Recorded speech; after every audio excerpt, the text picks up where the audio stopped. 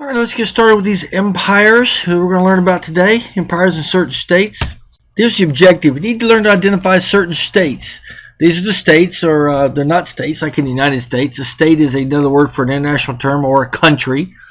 And certain empires. We're going to talk about all of these in just a minute. We briefly mentioned them, all of these, earlier in our world map quiz. It was the first thing we did. But all of these were in existence at the beginning of the age of exploration, which is what we're going to be talking about in the next class.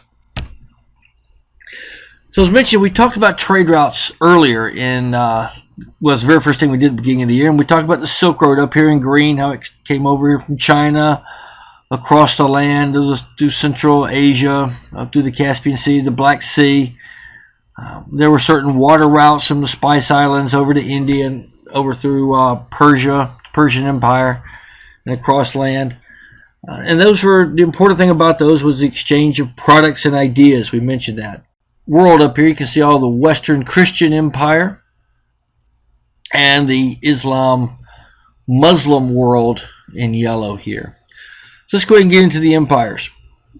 The first one we're going to talk about is the Ottoman Empire. It lasted a long time. It lasted longer than any of the rest of these we're going to talk about 600 years. It was located in Asia Minor, which is today Turkey. It's also in parts of the Middle East. You can see all the different colors right here for where they were. And again, it's all the Islam religion is practiced out there, so they're Muslims.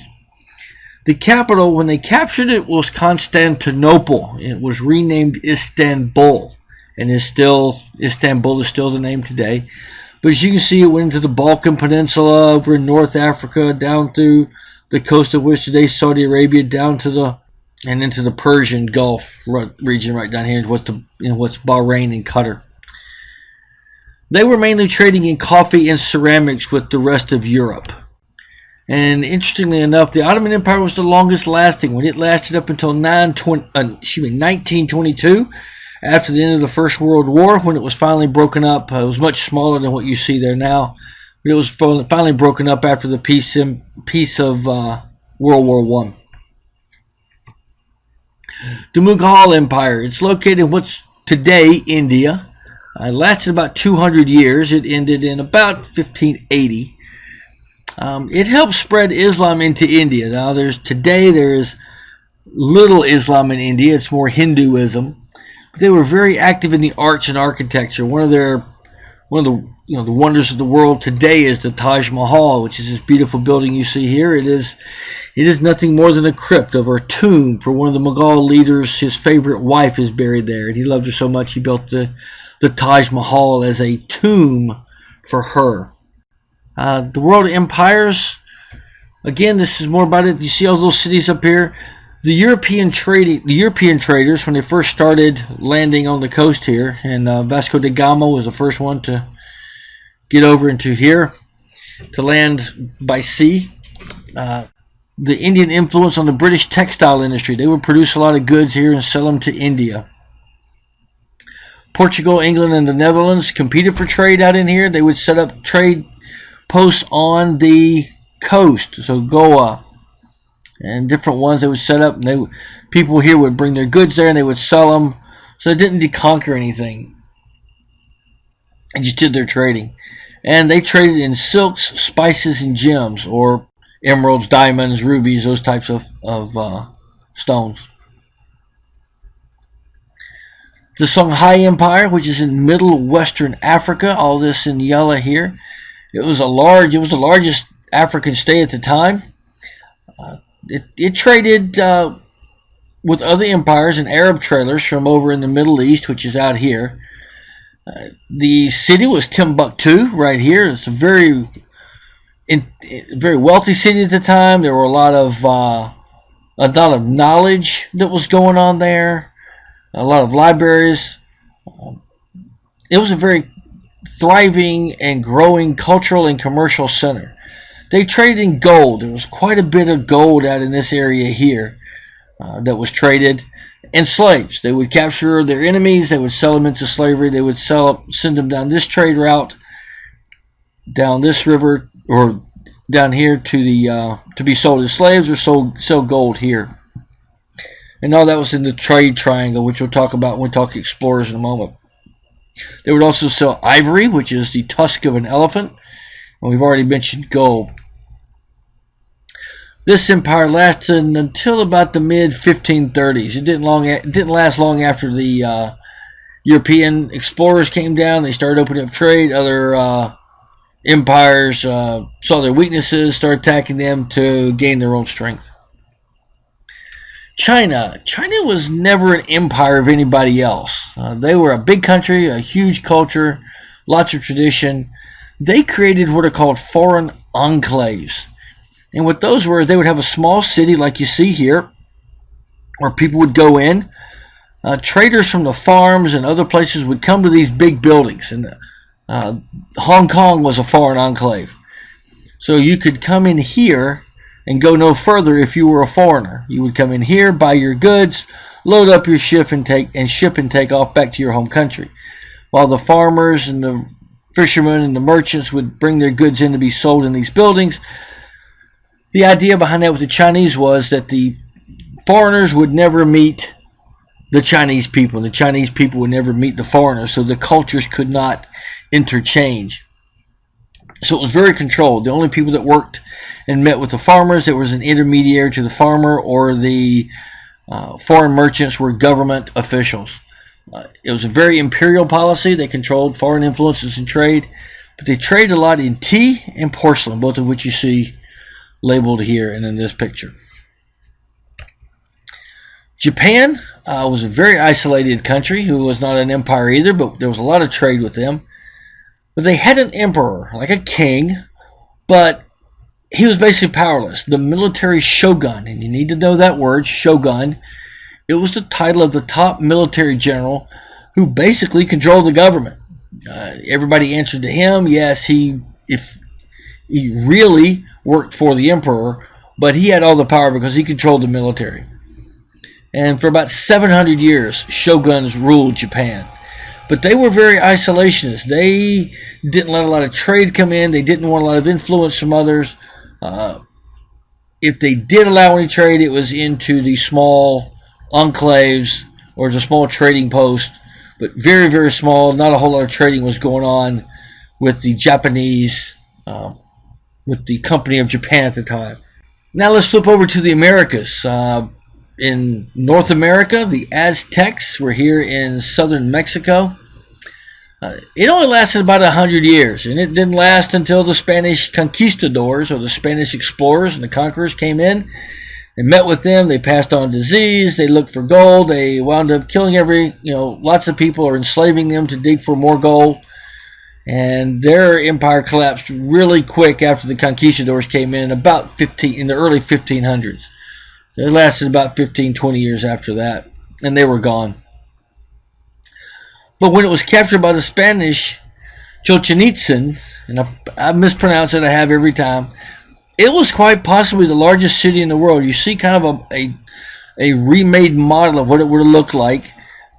Big monuments, big towers, huge city, and this is just the middle part. As you can see in the picture up here, they had lots of cities on the outside, a large bridge going out to the island, and of course there were cities along the lake out there. But it was a very complex society. It wasn't very scientific, doesn't need to be, but it was very efficient. They believed in human sacrifice. They had their rulers. There was a lot of peace out there because they just conquered everybody and made them their subjects. But you can see the Spanish were just completely marveled at how big the cities were. It rivaled a lot of the cities that were in Europe that they knew of. Then you had the Incans in South America, and you can see where their territory was, mostly in the Bolivia, Ecuador, Peru area along the coast. Cusco was the capital, and it was located high in the Andes Mountains. You can see some pictures here. This is Machu Picchu, which is built up in the mountains. You can see how tall the mountains are there. These are some statues of llamas, which you can see here in the picture. They had an emperor. They were based on a high agricultural economy. A lot of vegetables, a lot of meat, a lot of things they could grow up there. They had a polytheistic religion, and if you remember back to your religions class, that means they had many gods that they worshipped.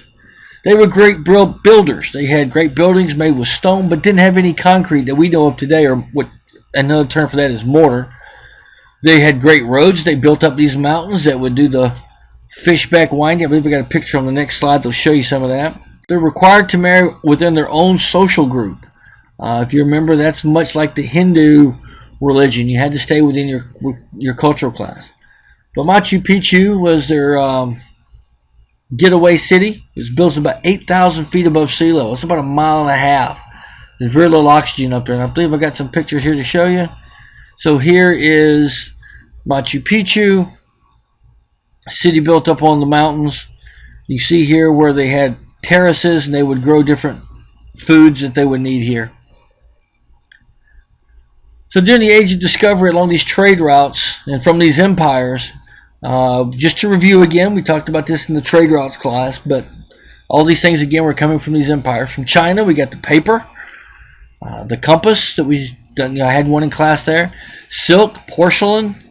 From the Middle East, we got textiles and the numeral system that we have today. And we had some scientific transfer, medicine, astronomy, and math. You'll see the caduceus here symboled for medicine. That these all generated the ideas that we talked about in the scientific revolution.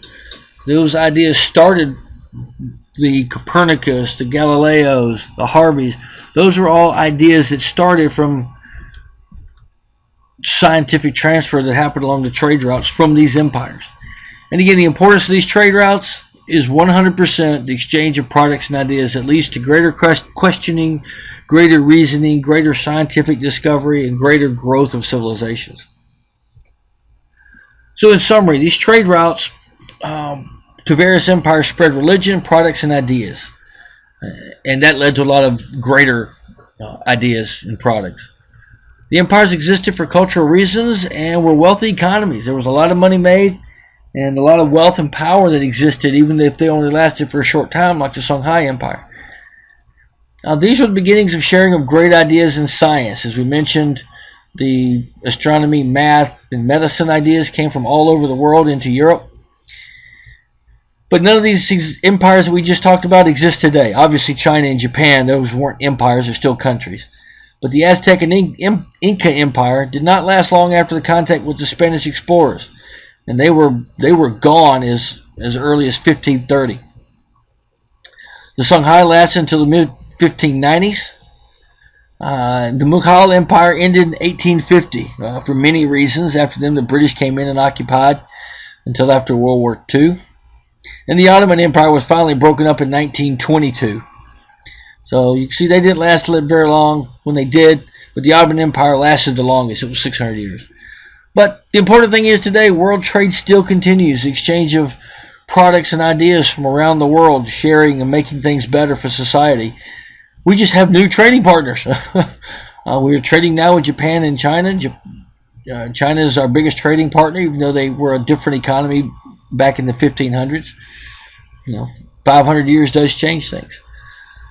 So what we're going to do now is the next class is going to be on explorers, the ones who went to a lot of these places, the ones who found new routes to these new empires and countries.